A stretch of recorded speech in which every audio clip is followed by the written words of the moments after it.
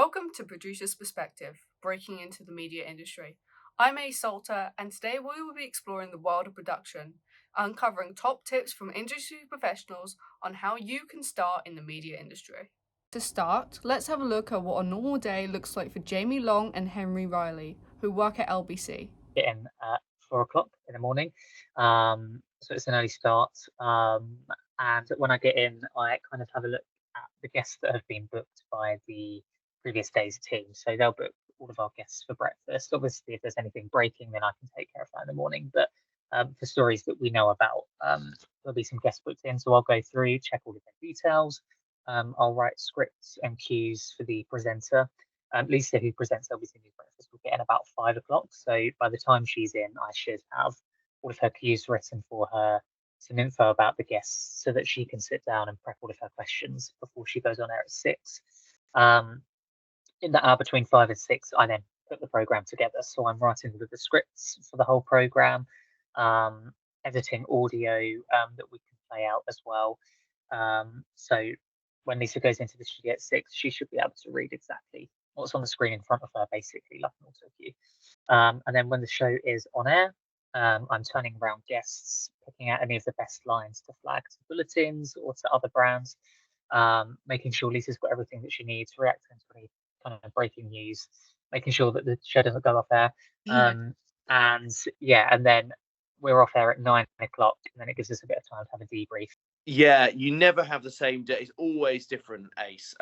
You've got one day where you're out on a policing story because there's been, sadly, maybe a knife crime incident, or there's been a situation where something has happened, like a terror attack or something really serious. And then you also get the funny side as well. So, for instance, this week there's been a row about a fish and chip shop for having a mural outside. And the council don't like it. So I was sent to that fish and chip shop to go and interview the owner and to talk to some of the people while they were trying to eat their cod and chips in peace. Now we're going to look at TV production and how their days differ. We have Marcella Hadbury and Ellie Fishleigh to tell you what their days are like. Every day is quite literally exactly the same. It's actually Really? brilliant. Yeah. So I'm specifically a news producer. So I work on like breaking news bulletins. So every hour we do an update on these are the top stories that you need to know today. So every hour I have to prep a new rundown for the presenters to read out. I have to write all the scripts for them, prep all the visuals that go out on air, and then put it all together for every hour on the hour, updated constantly. And that's literally what my day looks like for 8 hours straight. It's that same thing every single day. So that in itself is pretty good. It's very unusual, I think, for a producing job to be so similar.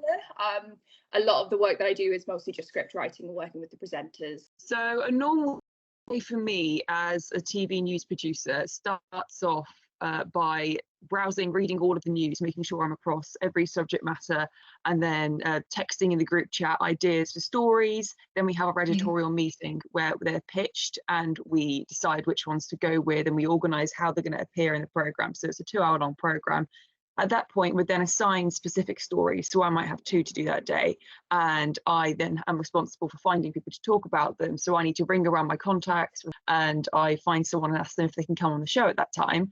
And then I prepare the story in the running order software. So that means I write the script, all of the on-screen banners and words, I write those. Then I find all of the pictures and cut those. And then at the end of the day, that's when you output the program. Because I'm at college, my day is slightly different, but the basics are the same. I wake up at 6 a.m, take the train to college, and arrive at around 8:30. I take the time to relax before I officially start at 9 o'clock. I do my own work for a bit, then I help out my presenter Acacia with whatever she needs, whether that be with questions for an interview or content for her radio shows. After lunch, we head to the studio to record, then I finish off the day by writing what I did into WordPress for my weekly logs. While days might not sound so interesting, we all have extremely memorable moments that we look fondly upon. Most memorable experience was probably the Queen's funeral. So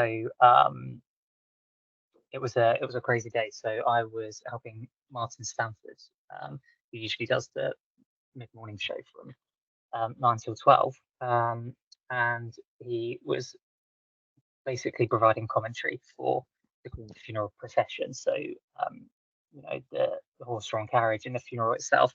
So he had his folder, and I'm not joking, it was like that thick, sort of notes about what songs the choir was singing, and the hymns and that kind of thing, who was coming into the cathedral and when, the order of procession, that kind of thing.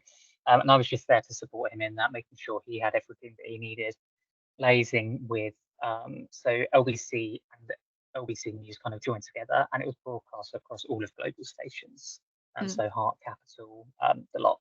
My favourite moment I did was there's an MP called Nadine Dorries, basically, and the long and the short of it was she hadn't been seen in Parliament for a year, and the people who'd voted her in were saying, where's she gone? Like, we voted for her. So I got sent up to Bedfordshire, which is where her seat was, to put up wanted posters. We were saying, can we try and track this MP down? So we had wanted posters up. We had an advert in the local newspaper, which was the Bedford Times and Citizen. We were asking locals, showing them pictures, saying, have you seen this lady? She's meant to be the MP here. And it was just a really fun piece. It was just really good fun. The listeners engaged with it well because she was a former cabinet minister, and so she was quite well known at the time. And it was a really fun piece to do because I was in sort of the town square going, "Oyey, oyey, have you seen Nadine Dorries?" And you'd have locals coming up to you and stuff. We created a pun competition, basically, to see how many puns we could fit into our headlines for the stories that we could. And some of them got just really outrageous in the end, just absolutely unacceptably outrageous. And our executive eventually was like, we have to stop this. Yeah. Gina Miller, she's a genuine serious businesswoman and politician, but she does like to have a laugh. So I was really thinking, like, what can I do? And I don't know if you saw this bit of the one with her where I played this stupid game called True or Fair, because her party's called the True and Fair Party. So I had these cue cards. One of them said true and one of them said fair, and I gave them to her. And then I asked her some questions, and she had to reply if it was true or if it was fair. And one of the questions was like, "It's what you pay when you get on the bus." She's like, "What?" I'm like, "It's a fair." One of the best moments I've had as a producer during my time at Globe Academy is all of the people that I have met. You'd assume that media people are so serious, down to earth, but that's not the case at all. Everyone I've met is super friendly, super nice, and has been really, really helpful to me, and I've made loads of friends on the way.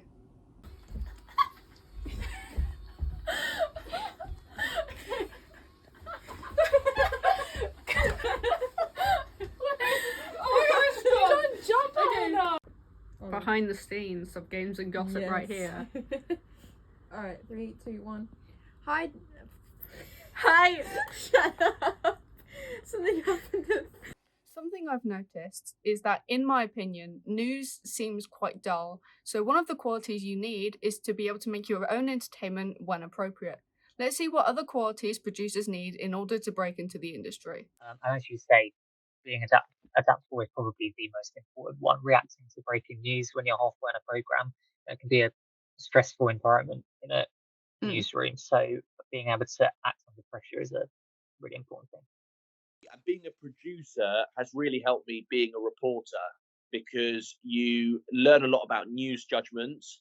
You learn a lot about, so for LBC, obviously where my experience is, you learn a lot about what makes good radio. So when you're a producer, you know that quite often it's the dramatic moments on air that are great radio. You want people, if you're an LBC producer, who are driving around in their cars, to stay in their car for an extra 5 minutes, for an extra 10 minutes, because they are so invested in what they're hearing on the radio. You've got to have that go get it attitude. You've got to be able to push for it, but also be able to say, no, this is taking advantage of me now. It's, having that kind of balance before you start in the industry, I think sets you off for a very good career, as opposed to just kind of breaking in. I'd say it can be really useful being quite charming, and that's something that I used in presenting stuff. But when you're trying to rebuild a rapport with guests, I believe that there are two qualities that will help you break into the media industry. The first is availability. Be available as much as you can, get as many opportunities as you can, and people will give you more opportunities because they know you're available. The second thing is reliability. If you say you're available and you don't show up, people aren't going to give you as many opportunities. So if you're available and reliable, then people are going to give you more opportunities, and you have a better chance of breaking into the industry. Now, I bet you're wondering, what are the top tips in order to get into the industry?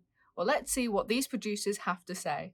Keep pushing for experience. Any experience you can, whether that's paid, voluntary experience, even if it's something that you're not massively interested in. Like I did, I knew that I wanted to do radio, but I got work experience in like newspaper newsrooms. And I knew that I never wanted to go and do print, and I wrote some articles and stuff. I just didn't particularly enjoy it, to be honest. But having that experience under your belt, show you've been in a newsroom environment, you understand how that works. You can go and interview people, you can write stories, and you can adapt to how that works. Finding out what people really care about, I'd say, and I think Brexit's a good example of that. Back in 2016, and even now, people were really sort of calling in about Brexit, and it was clear from LBC that it was going to be a big issue and that it was going to be a bit of a dividing line.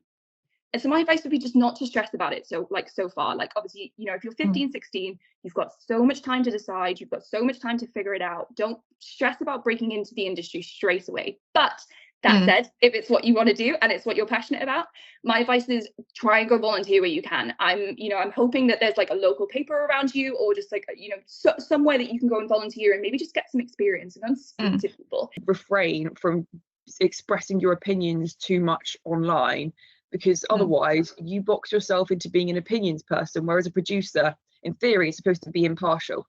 My top advice from someone who is currently in college and is breaking into the media industry is to never stop trying. Don't stop trying because your content isn't exactly what you want it to be. Don't stop trying because someone says you can't do what you want to do. Keep trying, keep asking questions, and learn as much as you can. Trust me when I say, one day your hard work will pay off.